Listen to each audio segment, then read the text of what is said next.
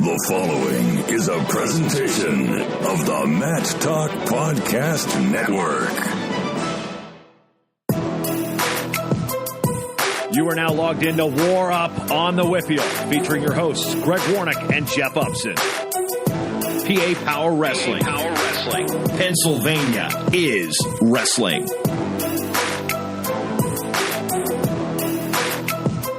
Welcome into WarUp on the WPIAL. Greg Warnock alongside Jeff Upson. And Jeff, you managed to somehow get a trip across the state of Pennsylvania through two different snowstorms. So it looks like it timed pretty perfectly for you. Yes, but despite the fact that I could go all the way across the state to cover a wrestling tournament, you still couldn't find the capabilities to come into the studio, aka my basement, to record this podcast because there's a inch of snow on the ground.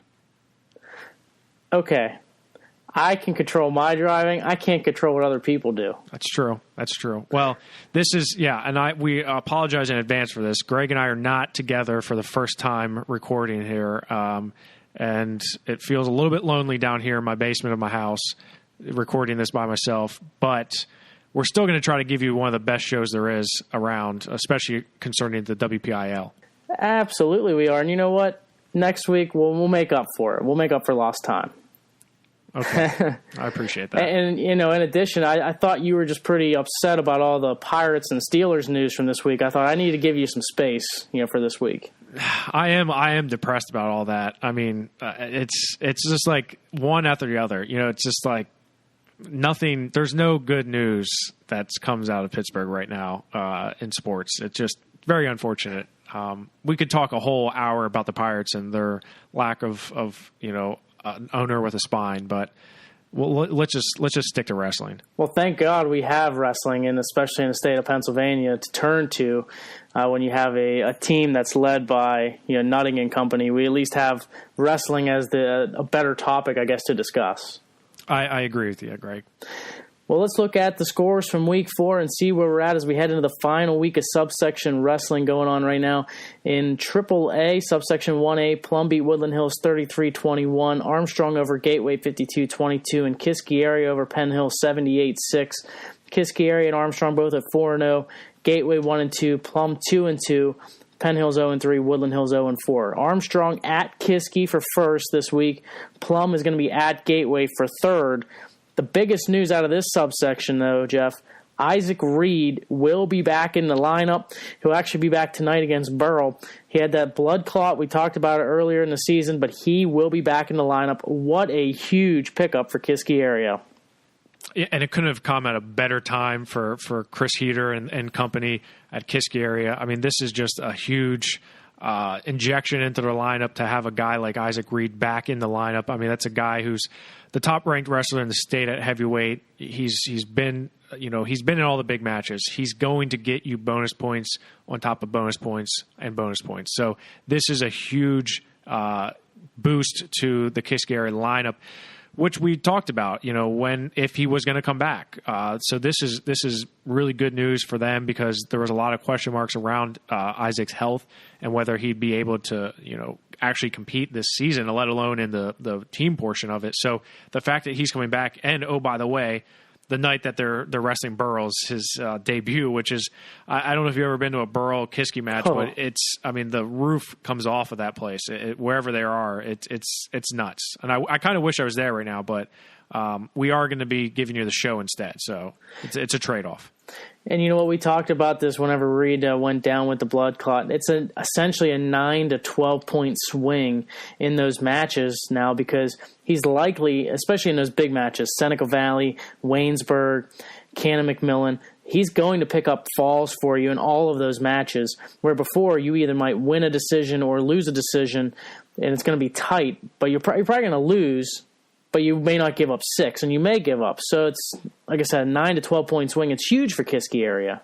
Well, and with how close these matches are, yeah, absolutely it is. I mean, if it's, I don't know if it's going to propel them to the top team in the state. I don't think it will, but in terms of the WPIAL, yeah, it absolutely does. It puts them in a position where they're in a much better jockeying position to take over is if they have Isaac Reid back in the lineup. And you look at how even these teams are between Waynesburg, Canon-Mac, Seneca Valley, and Kiski. I mean, throw in Hempfield as well. Hempfield's quietly making a surge for themselves. So, yeah, this is a big time boost for the Kiski area program, and I'm excited to see actually how they do against Burrell tonight.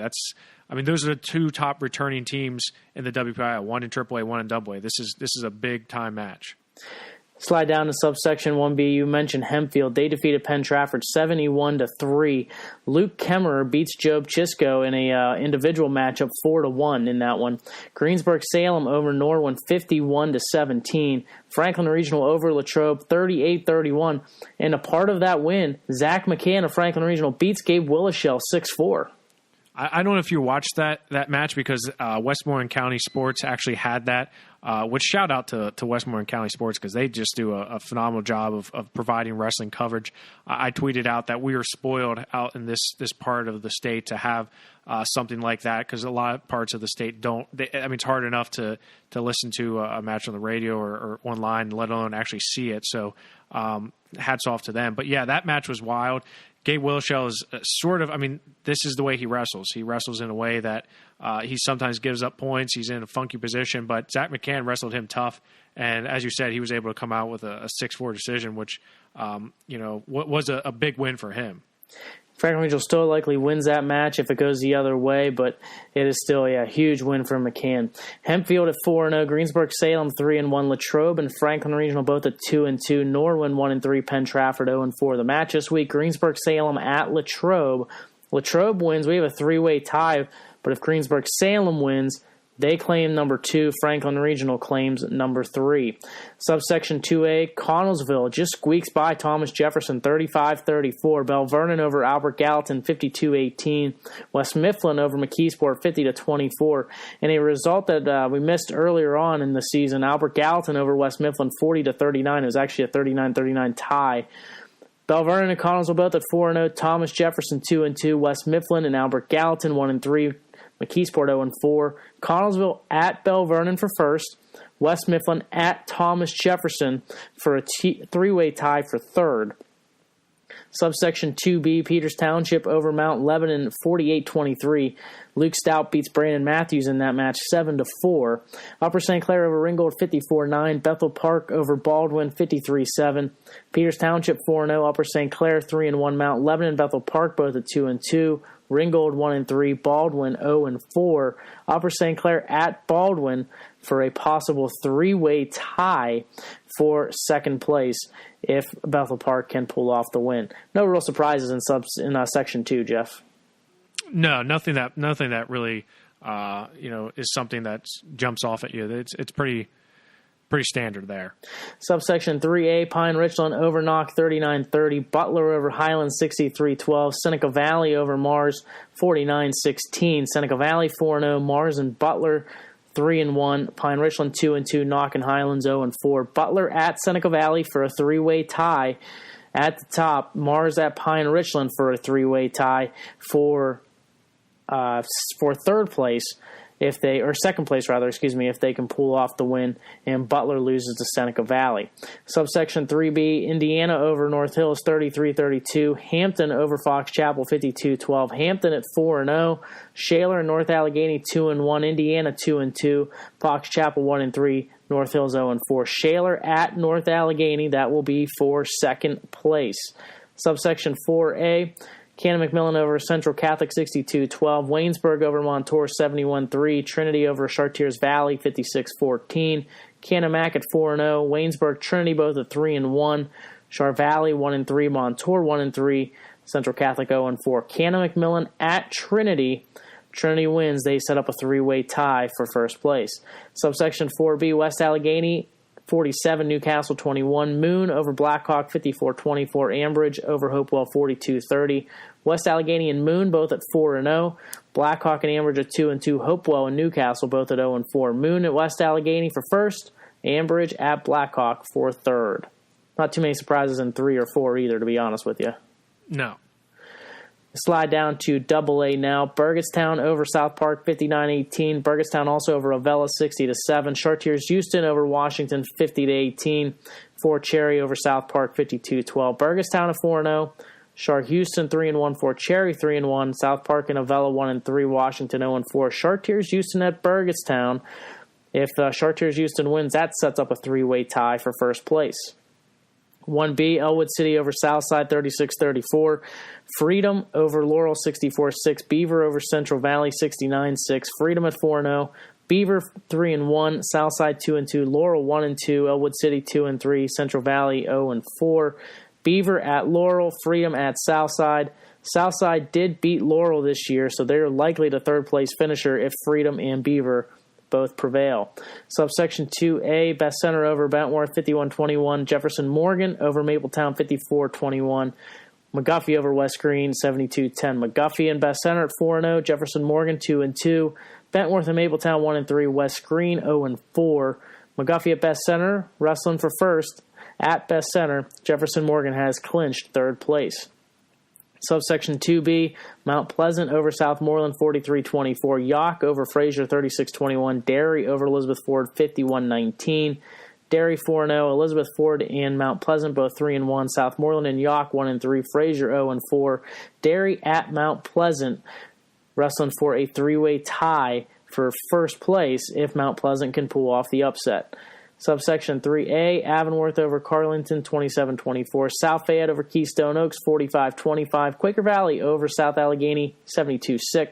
South Fayette and Quaker Valley both at 4-0. Keystone Oaks 2-2. Carlington and Avonworth 1-3. South Allegheny 0-4. Quaker Valley at South Fayette for first place. Keystone Oaks at Carlington for a three-way tie for third if Carlington can win. Valley over Summit Academy, 53-24. Also, an earlier result we mentioned we missed last week, Burrell over Summit Academy, 78-0. So Burrell and Valley both at 2-0. Riverview, Summit Academy both at 0-2. Burrell at Valley for first. Summit Academy at Riverview for third. Not many surprises in AA either. Also, non-section, Riverview over Yock, 42-39. McGuffey over Chartiers Houston, 74-6. Upper St. Clair over South Fayette, 35-30. And Waynesburg over Connellsville, 62-13. Speaking of AA, we mentioned South Fayette. They probably have the biggest match, Jeff, coming up here this week in AA. It's kind of the intriguing match we've talked about over the last couple weeks, where Quaker Valley will come to South Fayette to wrestle for that subsection title, just to see where Quaker Valley is on the AA scale. Yeah, I agree, and I'm excited to talk to him about that and what he's thinking when it comes to wrestling a team like Quaker Valley. We're excited to have Rick Chaussard, the head coach of South Fayette, joining us now to talk about that matchup and more. Rick, thanks for joining us on WarUp on the WPIAL. Thanks for having me. I appreciate it. You guys have started off strong once again this year, and I feel like every time you and I talk, it's the same question about how do you knock off Burrell. So I'll save that question for a little bit for you. First thing I want to ask you actually is the subsection. You actually have a challenger here in Quaker Valley. Have you looked at their lineup a little bit? What are you expecting in your match this coming week? I look for a tight match, trying to figure out what they might do and what we got to do to counter it.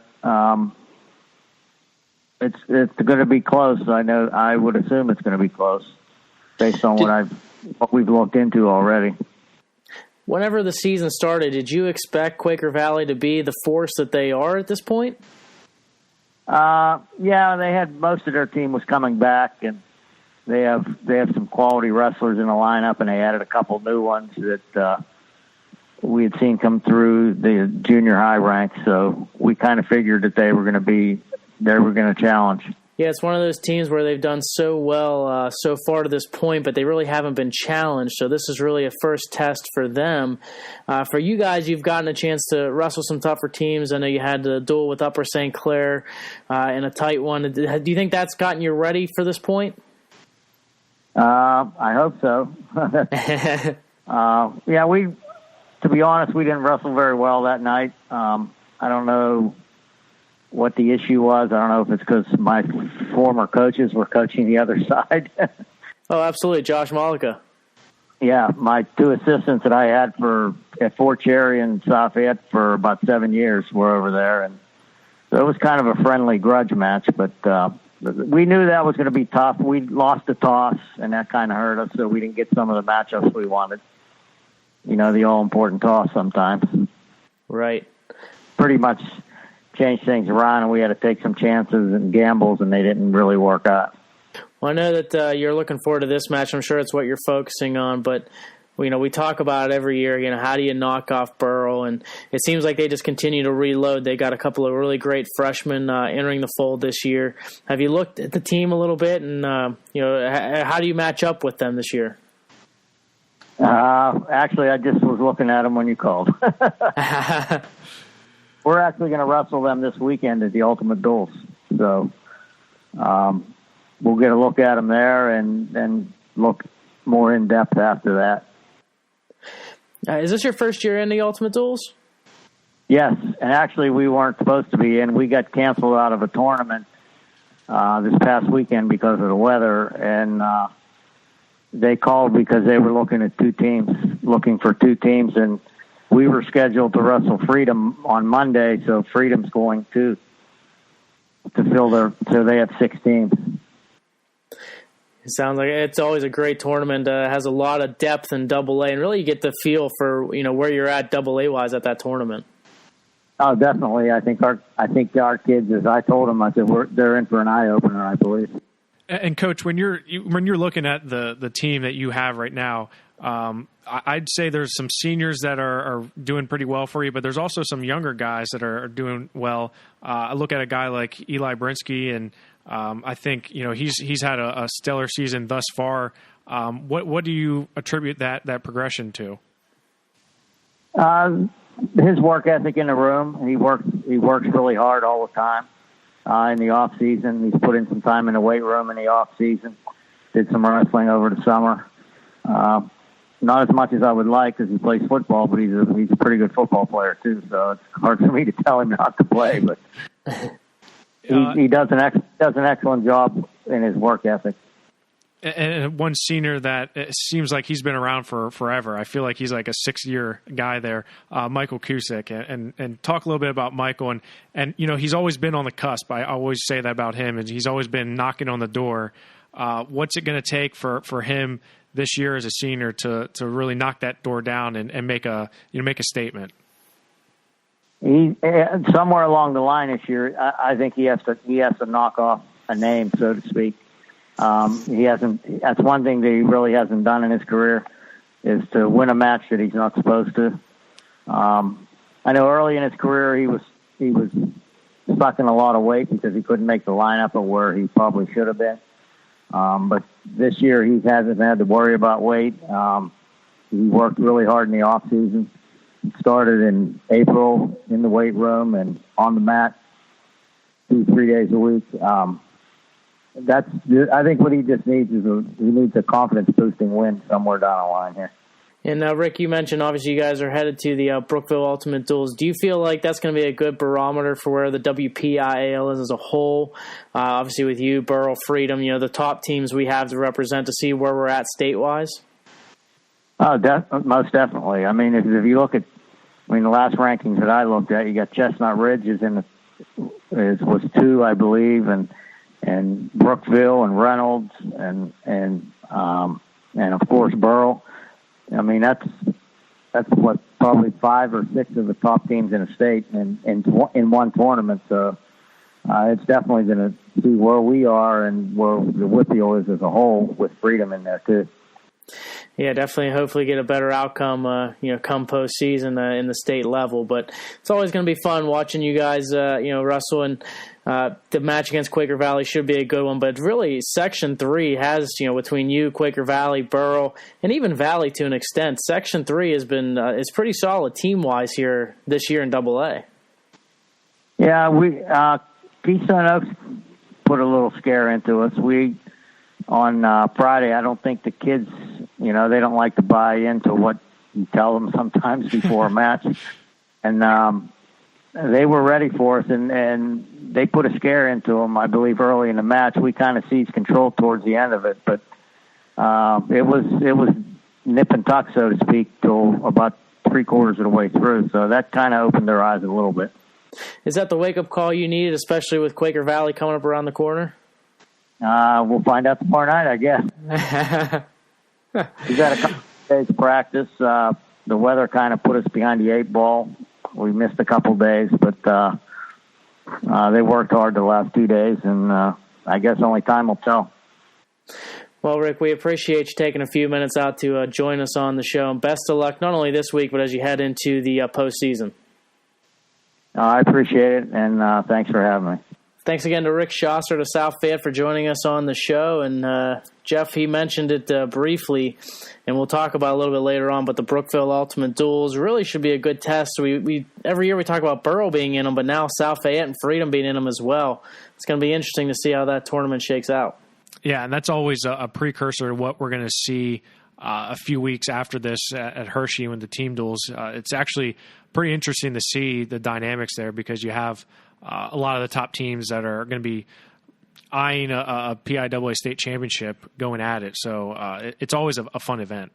And also their match against Quaker Valley this coming week should be a good test for them as well.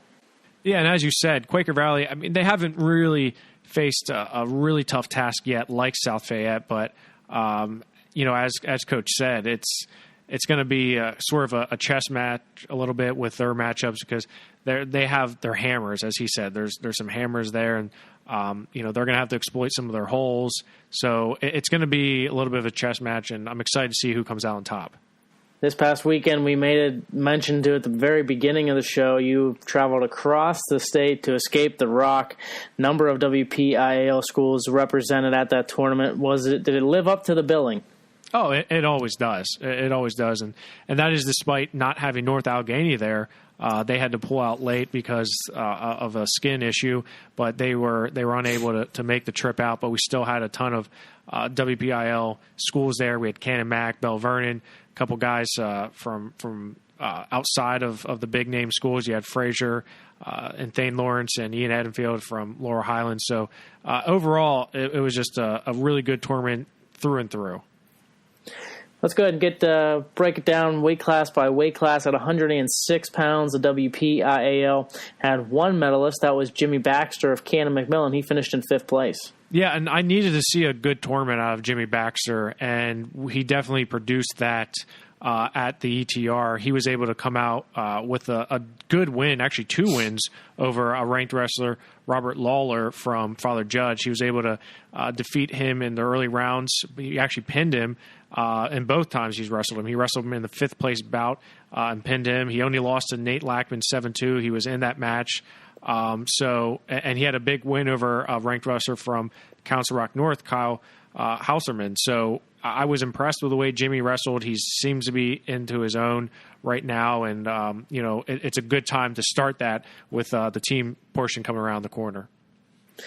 113 and 120 pounds, the WPIAL did not have a medalist at the tournament, but 126 pounds they certainly did, and it was a runner-up finish for Logan Macri of Cannon McMillan. He had a great tournament, I thought, throughout, but he ends up getting tech-falled in the finals by Pat Glory of Del Barton, New Jersey. Pat Glory, for some of you folks who may not know him, he's actually a guy who beat Gavin Teasdale right before the season started, so he is one heck of a wrestler, but he takes it to Macri here in the final. Yeah, and actually, Glory, after the match, was upset with himself. He thought he didn't wrestle well, and he defeats Logan Macri 18-2 in 6 minutes. He tech followed him, but Logan had a great tournament overall. And remember, he's competing at 126, where we know he's going to be at 120 for the postseason. But he beat Mason Franks from Collinsville 2-1, which was a good win for him. Mason Franks is a returning state qualifier, ranked top 10 in the state. And then he had a tough match with Kenny Herman from Bethlehem Catholic, a returning state medalist. He defeats him 3-2 in the semifinals. So for a guy who's wrestling up a weight, he looks big. He looks like a 26-pounder. So, just imagine him at 20 like we saw him at Powerade. But yeah, I thought Logan had a good tournament. He's going to want to forget that match with Pat Glory, but that's nothing to hang your hat on. Pat Glory's, there's a reason he's number 1 in the nation. You also mentioned Mason Franks. He also gets on the award podium. He finishes in 4th place. Good tournament for Mason. Yeah, and I'm just continued to be impressed with the way Mason Franks has wrestled this year. As I mentioned on the last week episode, he had a nice win over Ed Scott at the Powerade tournament, but he also picked up some quality wins this weekend at Escape the Rock. He beat Jagger Condamiti from Northampton, who's a freshman. He beat him 5-3, and his only loss other than Macri was to Patrick Noonan from Stroudsburg, who's a sophomore and a returning state qualifier. So, Mason Franks definitely had a good performance here. 138 pounds is your next WPIAL medalist, as no one gets on the award stand at 132. But at 138, it was Tim Risco of Cannon McMillan. He finishes in 7th place. Yeah, and Tim Risco's a guy who, he's been on the bubble, so to speak. He's been in that top 20 range in rankings. He's had some good wins. He's had some head scratcher losses that he's took, but he definitely turned it on at Escape the Rock, I would say. I was thoroughly impressed with the way he wrestled, especially in the 7th place match against Caesar Fountain from Father Judge, who in his own right knocked off some top quality guys. But Tim has some quality wins here at the Escape the Rock. He only lost to River Curtis from Battlefield 3-1. And as I said, he had that nice win. It's actually a 12-2 major decision over Caesar Fountain. So he's definitely going to move up in the rankings just based on that performance. 145 pounds. WPIAL does not get a medalist, but at 152 they do. It's an 8th place finish for Thane Lawrence of Fraser. Probably a disappointing tournament for him. He was a top seed coming in, and he ends up losing in the quarterfinals to Luca Frinzi of Bethlehem Catholic 5-3, and in the end up injury defaulting out. So first and foremost, how is he health-wise, Jeff? And then was he pretty upset about that loss in the quarters? Yeah, I mean, I think he was upset with that match against Luca Frinzi, and Luca Frinzi had himself a tournament. He's just, I swear, you can be deep in a leg on Luca, and he finds a way to score. It's kind of crazy where guys were in on shots where 99% of the time they finished that shot, and he was able to just drape over and turn the corner, and it would just made it look easy. But Thane, that was a tough match for him. He actually gave up a locked hands penalty and an escape and sent it into overtime. And then you could just tell the momentum was going in Frinzi's direction. Thane looked a little bit winded there. And I mean, the Escape the Rock's one of the toughest tournaments in the nation for a reason. So, he loses to him, but then he comes back and beats Dan Mancini from O&J Roberts. He beats him 4-1. But then, as you said, he does medical forfeit out.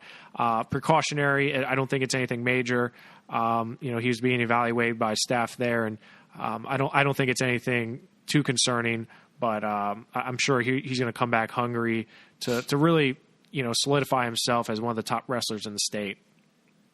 160 pounds. We'll talk about the 2 finalists in just a second, but there was another WPIAL medalist, and that was the 8th place finisher for Casper Hinckley of Connellsville. Yeah, and this was a surprising finish for him. I'm sure a lot of people didn't expect him to be in the top 8 here, but he had himself a good tournament. I mean, he loses to Ron Miller from Battlefield in the second round, but then knocks off 3 straight wins, including a really nice win over Cal Halliday from Southern Columbia, a guy who's ranked top 20 in the state right now in AA, but he beats him 7-5. I was actually Matt's side for that match, and he looked pretty confident in that match. He did lose his next 2 matches to some ranked wrestlers, but for a guy who wasn't even in the conversation to be in the state rankings, and just barely in the regional rankings, Casper Hinkle had himself a really impressive tournament, so this is probably going to move him up. Yeah, it puts him on the map for sure, and not able to catch some people by surprise, perhaps. Well, 160 was where the WPIAL had a pair of finalists. Zach Hartman of Bell Vernon defeats Garrett Ninehouse of Cannon McMillan 5-0. These two wrestled a Powerade. Hartman controlled the match. Was it more of the same here in this one? Yeah, it was definitely more of the same. Hartman was unable to get to his turns from the top position, but he was able to control the action really from all 3 positions. After a scoreless first period, Hartman escapes and then earns a takedown. And then Garrett wisely takes neutral in the third period because he didn't want to go underneath Zach, and Zach then adds on another takedown to close it out 5-0. But it was a dominating performance for Zach, even though it was only 5-0, which is really impressive for him, just considering the fact Garrett is a returning Escape the Rock finalist and a champion there as a freshman. So you had a sophomore coming in, returning champion. He's the second seed. Obviously, Hartman owns a win over him, but that's really impressive for Hartman. And I got a chance to talk to him after the finals, and he seems pretty confident. He seems pretty mellow and just is, not really under pressure. He looks calm, cool, and collective out there on the mat. So I think he's securing his spot at the top of the WPIAL, and really he's going to be challenging for a state title. You look at these two, and they're likely spearheaded towards a WPIAL final match, so it could be a third time they would wrestle one another if they don't wrestle in the team championships here coming up. What does Ninehouse then need to do to kind of close that gap on Hartman? Because we mentioned before this past weekend that he really needed to figure out a way to close the gap a little bit, and he really didn't do that to this point. So what do you think he needs to do? Well, I think he needs to get more confidence from bottom. I think, any of the top wrestlers in the state are going to tell you if you can't escape from the bottom, that's problem number one. So, I know you don't want to play to a guy's strengths, but, you have to be able to escape from bottom. Any high-quality wrestler is going to tell you that. So I think Garrett just needs to get to his attacks. I mean, he's really good from his feet. He just needs to trust himself. We saw that power raid. He was losing in I believe it was the third place match. He was losing, and then in the last 30 seconds, he gets 3 takedowns.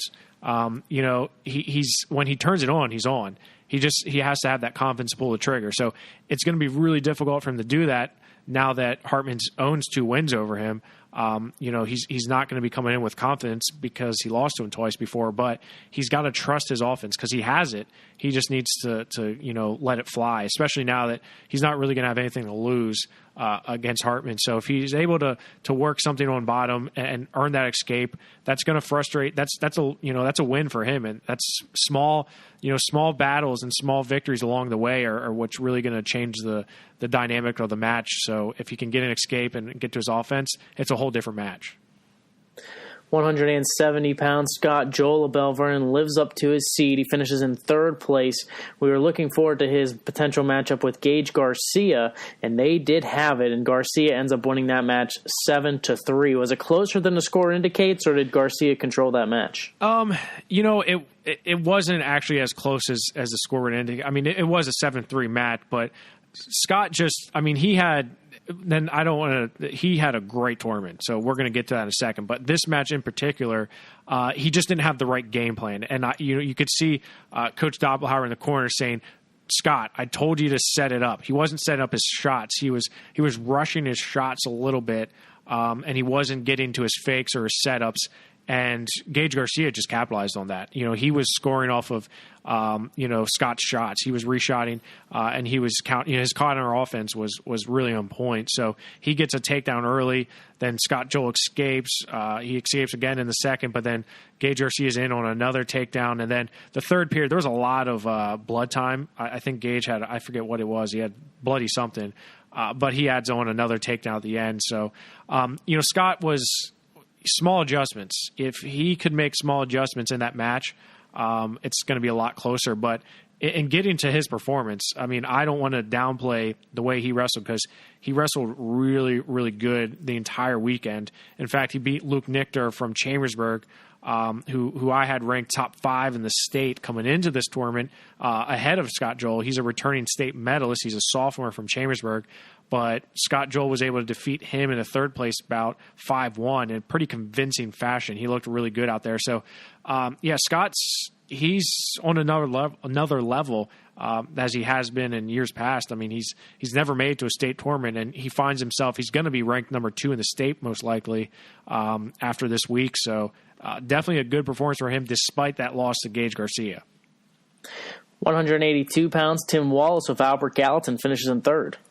Yeah, and, Tim Wallace, he's going to say he had a bad tournament, but I think he had a good one.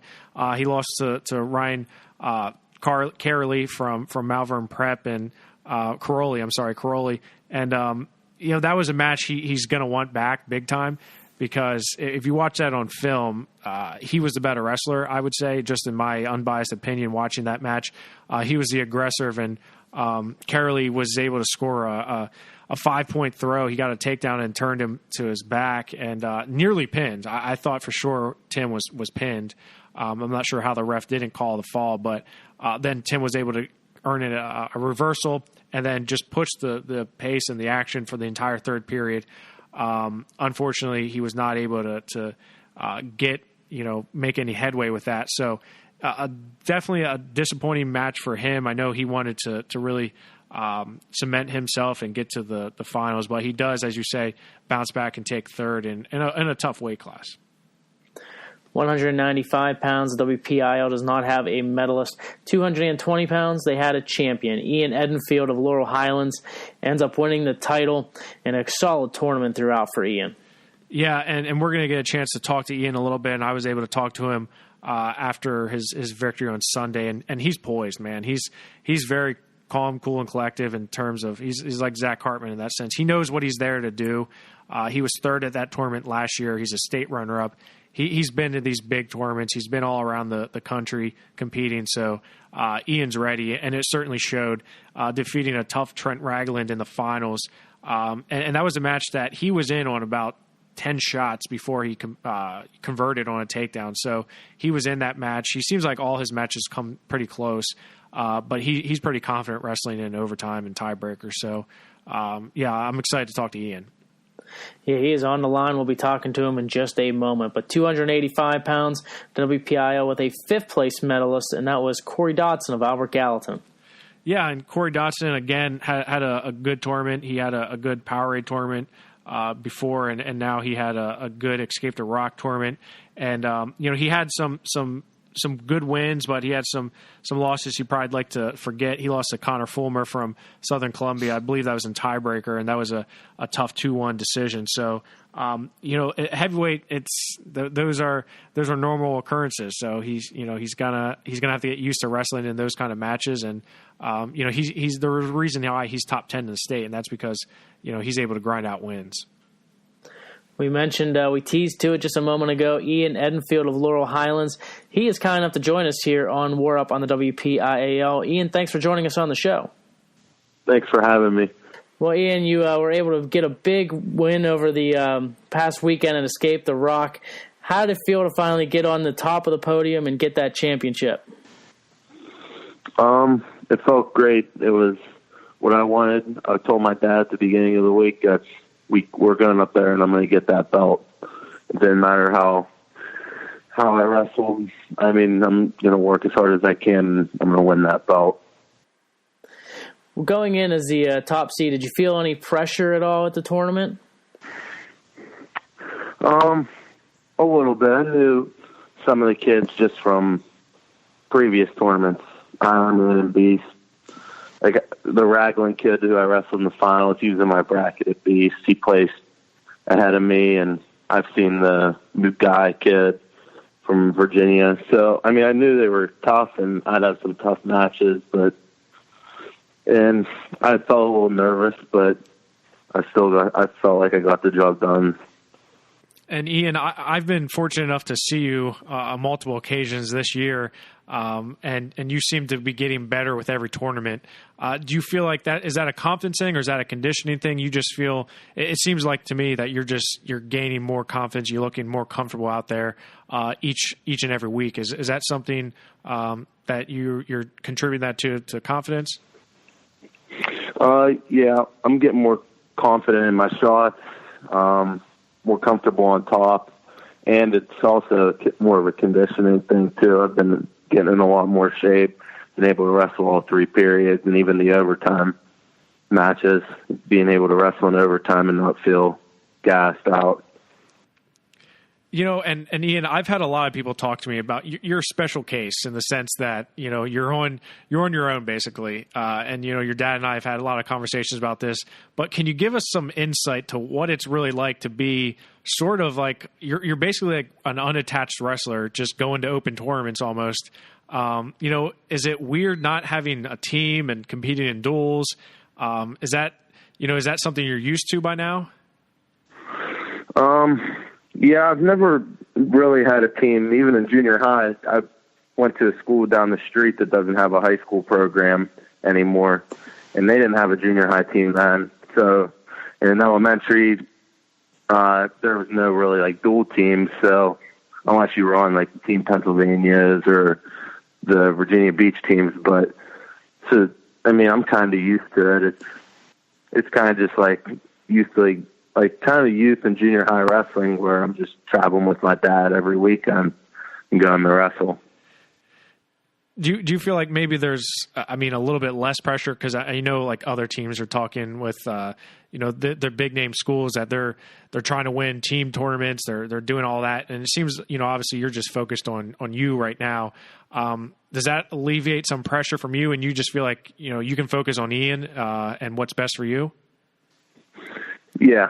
It's not really, there's no pressure for happening to win. I mean, I obviously want to win, but that's my whole goal is to just go out and win and compete every time. But after states last year, all the nerves really kind of got out of me, so I'm not really nervous anymore. I mean, you spent one season injured, right? Your sophomore season, you were injured. So you missed an entire year basically of that, and then you come out sort of out of nowhere. I mean, I obviously knew who you were, but there was a lot of people that said, who is this guy and where's Laurel Highlands? What is that? Last year you stormed into the state finals, and actually you were pretty darn close to winning that match. Is that something that now you feel like when you go back to Hershey, you've been there, the nerves are gone because you've already been in the big stage? Yeah. Yeah, I'm looking to go up there. Last year I was passive in the finals.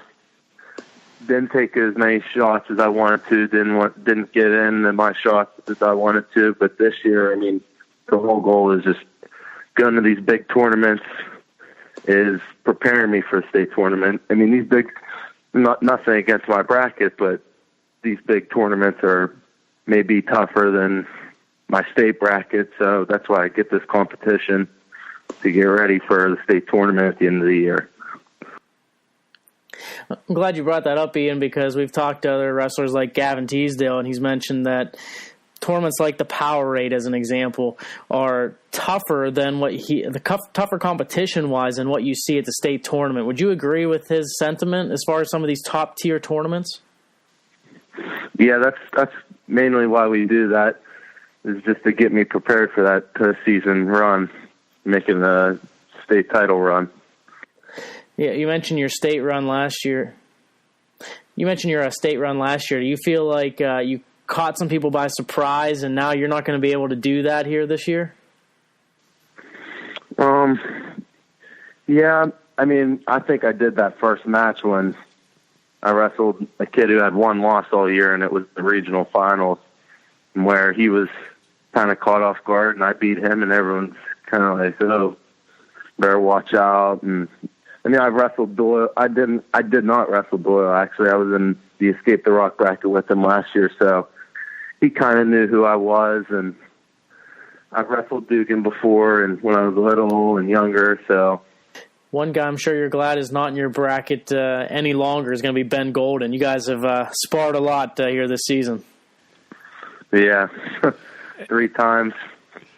Now, Ian, does that make you feel a little bit more? I mean, like as Greg said, you've wrestled some of the toughest guys in the nation. As Ben Golden, he's one of them. And like you said, no disrespect to the state bracket, but you're battle tested for a guy who doesn't have a team. You're pretty much battle tested. And I know we talked about this Sunday at Escape the Rock, Ian, but you kind of have a target on your back now. So now it goes from sort of the underdog, the Cinderella story to, hey, you're the top guy. I mean, you're the number 1 ranked guy in the state. People are gunning for you. Do you enjoy that? People coming after you? Yeah. I mean, it's going to be fun to see which guy's going to try and knock me off and who's going to say, oh, I'm going to beat Ian. I want to beat Ian. But that's why, I mean, again, that's why we go to these big tournaments, is to get me prepared to see who like wants to wrestle me, who wants to knock me off, and who's going to be that guy that wants to beat me in the state finals. So I'll be prepared for that in the postseason. And Ian, until the postseason, is there anything? I know we talked Sunday. Is there anything else that you have on the schedule? I know it's sort of fly by the seat of your pants with the schedule and everything. It sort of just kind of happens. But do you have anything else you got coming up until the individual postseason?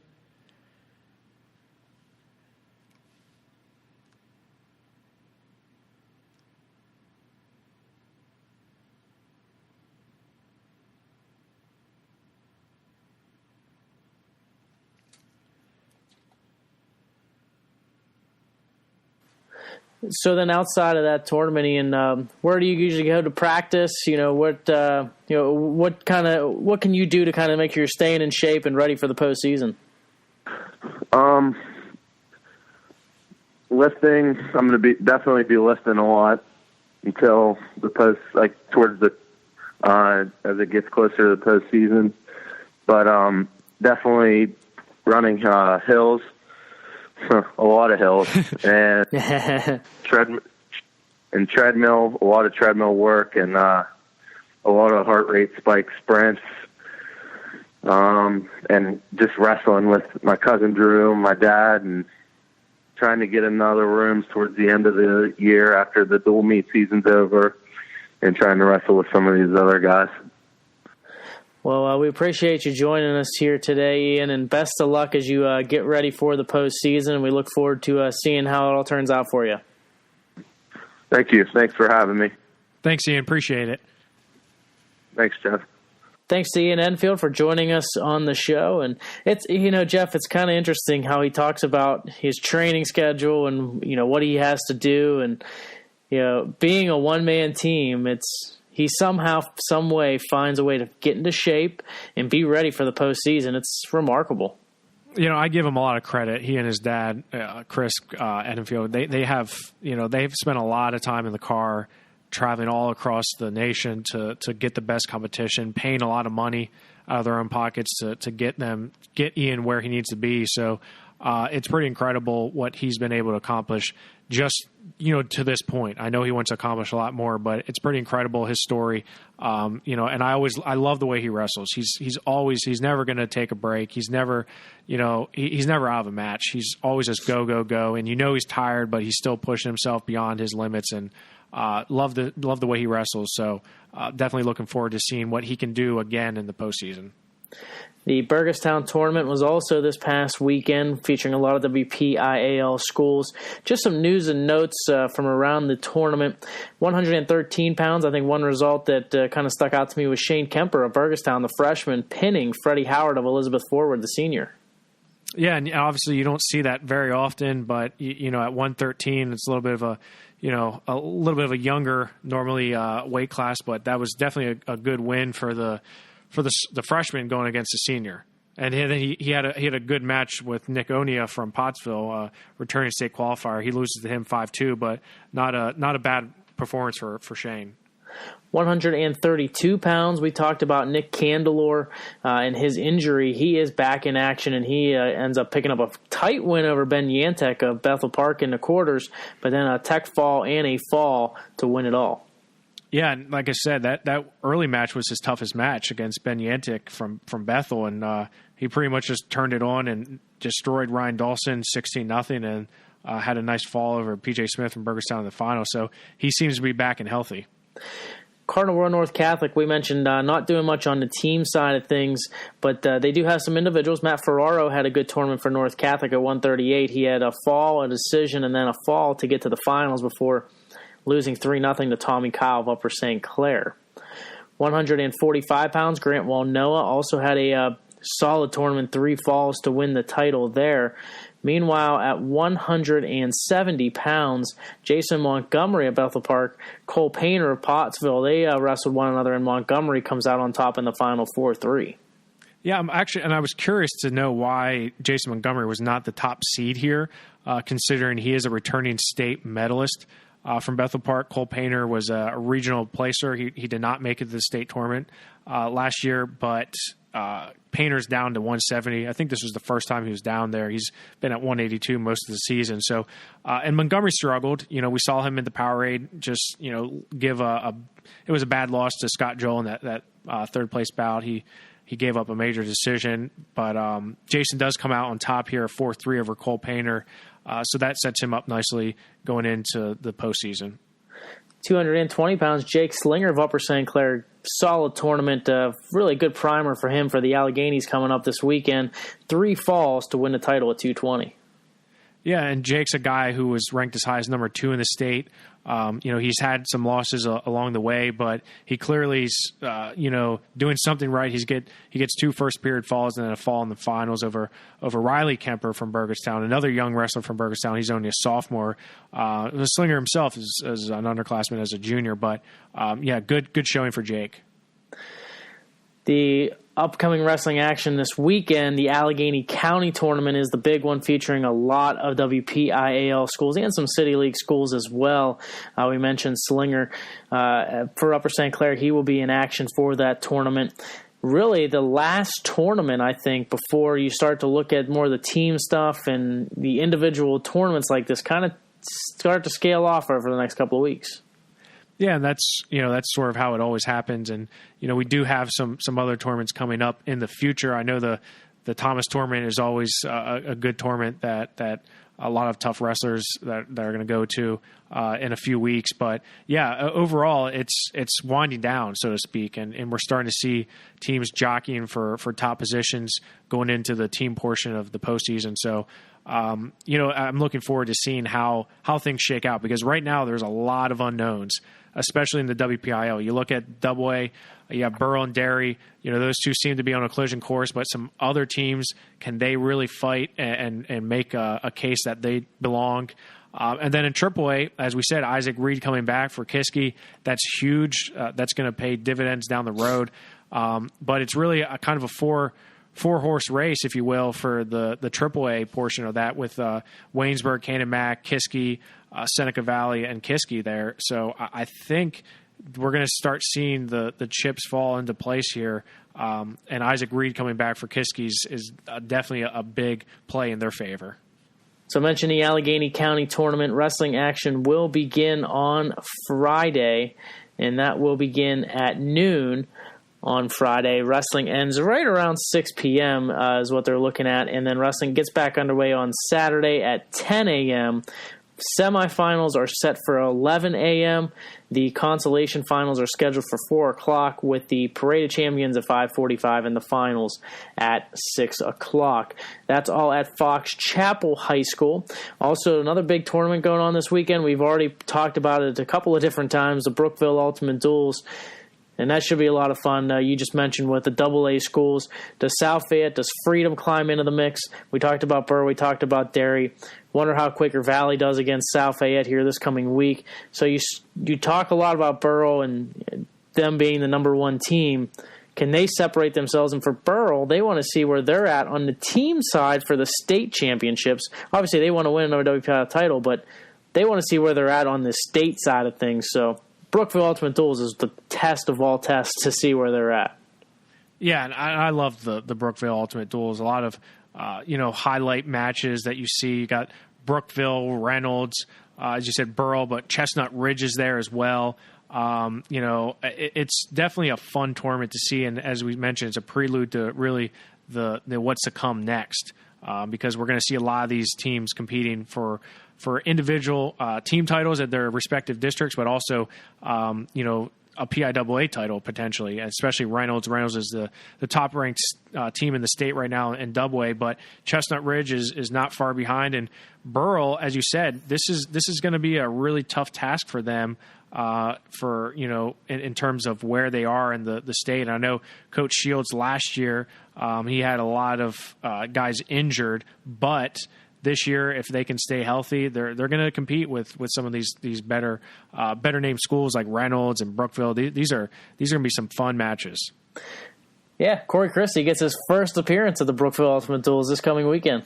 Boy, I sure hope so. No freak accident happens before and now and then, but yeah, I'm hoping that he's able to compete up there, and all the Burrell wrestlers are after they compete against Kiski tonight, which I can't wait to see how that plays out. Next week, we'll have a full recap of that match as well as many others. We have Week 5, the final week of subsection wrestling. We'll have the brackets for you for the section championship, so we'll be breaking those down. And then we'll also be looking at the Brookville Ultimate Duels in the Allegheny County Tournament. If you want any of the wrestling action, make sure you stay with our website at PA Power Wrestling. We will have updates for you from around those tournaments. We will also be looking ahead as well with the rankings.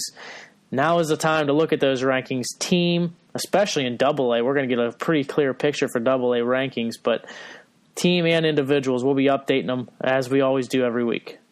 Yeah, absolutely, Greg. And looking forward to seeing how things shake out. And there's going to be a lot of good wrestling going on this weekend. So hopefully the snow holds off for a lot of people and everyone gets to where they need to go safely. And, maybe next week you actually can make it into the studio and come here and actually, help out in live.